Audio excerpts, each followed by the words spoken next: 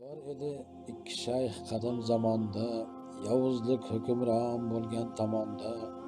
Biri rasmiy muftiy ataldi nomi, biri shunchaki bir masjid imomi. Bir zolim qo'liga tushgan edi taxt, shu bilan bu eldan yuz o'girdi baxt. Dinsiz dahriy edi bu yovuz nokas, Fir'avnlar bunga kelolmasdi bas. İkki shayxdan talab qildi bu zolim, unga xizmat qilsin kim bo'lsa olim. Rasmiy muftiyda hech yo'q edi chora, doim xizmatga shay banda bechora.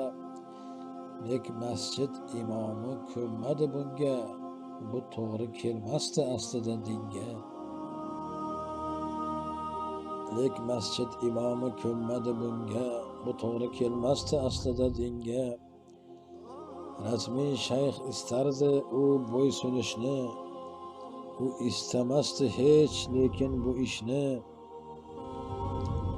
Ya'ni u rasmiy istar ediki bu shayx ham unga bo'ysunsin. Ya'ni u boshqarayotgan o'sha diniy boshqarmaga bo'ysunishi kerak edi. Ya'ni o'sha paytlar o'sha qadim zamonda ham shunday qonunlar bo'lgan. Diniy boshqarma bo'lgan, u yerda bir muftiy bo'lib o'tirgan bir kishi va o'sha muftiyga hamma masjid imomlari bo'ysunishi kerak bo'lgan. O'sha muftiy u yo bu masjidga imomni tayinlagan. Uni buyrug'i bilan kimdir imom bo'lgan, uni buyrug'i bo'lmasa imom bo'lish mumkin emas bo'lgan. Endi bu odam o'zi imom bo'lib olganligi uchun, xalq uni shu yerga imom qilib qo'yganligi uchun, u bir hujjati bo'lmagan, muftiylarning qarori bilan bu imomlik qilayotgan emas. Bironta bir hatto mana bu maxsus bir qo'lida hujjati ham bo'lmagan shunday bir inson u yerda imom bo'lishi qonun bo'yicha endi to'g'ri emas edi va shuning uchun u kishiga ba'zi bir rasmiy tarafidan u kishiga tazyiqlar bo'lgan.